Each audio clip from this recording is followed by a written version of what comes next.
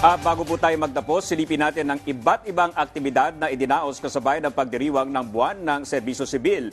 Pero di pa tapos ang Setyembre. Ano-ano pa bang ibang pakulo ang naghihintay? Ibabahagi yan at iba pa sa CSC in Action. Narito po.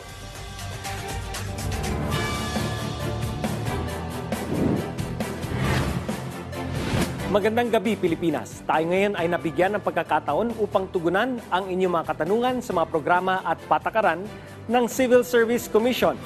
Ako po si Chairperson Carlo Nograles para sa CSC in Action.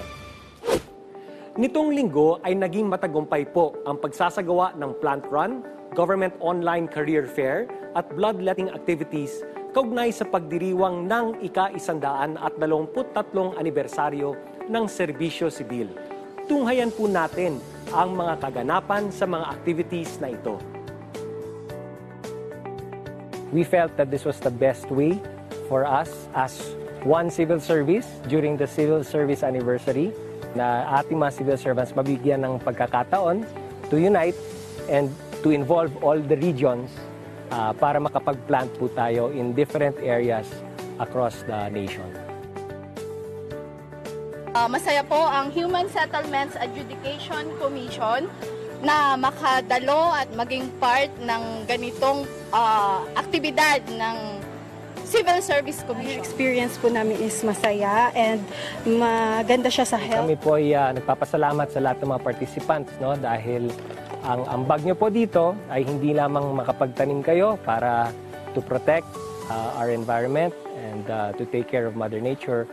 Pero yung proceeds po nito ay mapupunta sa pamanang lingkod bayani para sa mga civil servants who died in the line of duty ay meron po tayong mabigay na tulong na 100,000 pesos sa family left behind.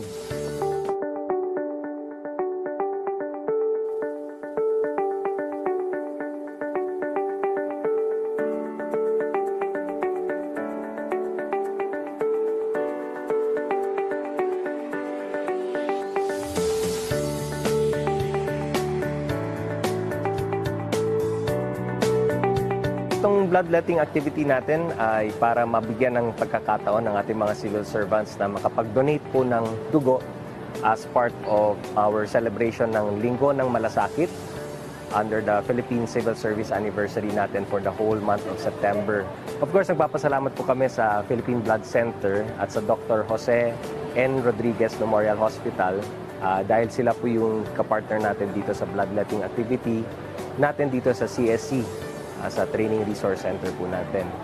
At nagpapasalamat din po kami sa lahat ng mga agencies, the different agencies at their respective workers in government, mga civil servants po natin who registered. Kaya maraming salamat po sa inyo lahat. Pero hindi pa riyan natatapos ang pagdiriwang ng Philippine Civil Service Anniversary dahil may mga activities pa po tayo sa huling linggo ng Setyembre o ang Linggo ng Pasasalamat. Nariyan po ang pinaka-inaabangan natin na Public Sector HR Symposium sa September 26 to September 27. Ito ang pinakamalaking pagtitipon ng mga human resource practitioners sa government. Bilang hybrid event, magaganap po ito simultaneously sa World Trade Center sa Pasay City at via online. Kaugnay ng temang Developing and Fostering a Culture of Dynamism to Achieve a Resilient and Sustainable People and Public Sector Organization. Layunin ng symposium na ito na maibahagi sa mga participants ang iba't ibang strategies upang ma-develop ang dynamism sa kanilang ahensya. Narito po ang mga local and international speakers.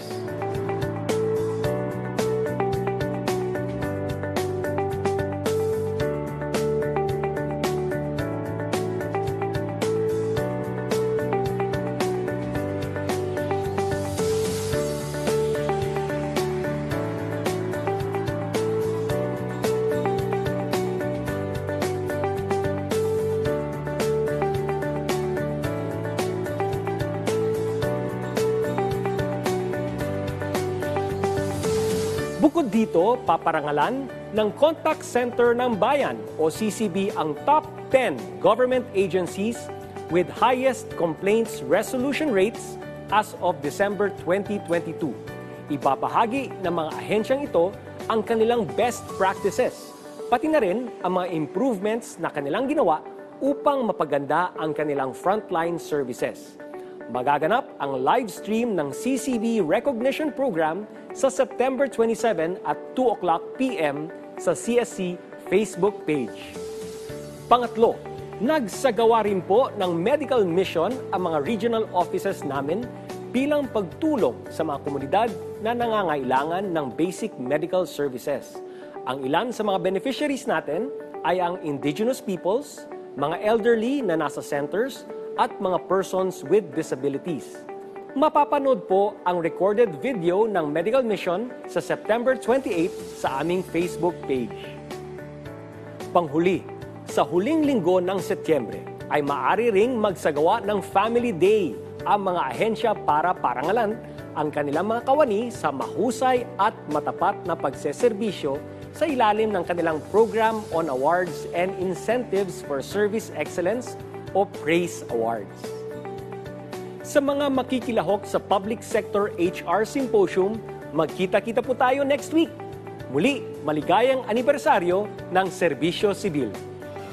Hanggang sa susunod nating talakayan, mga issue ay tutugunan. Mamamayan muna. CSC in Action. Ako po ang inyong lingkod, Chairperson Carlo Nograles.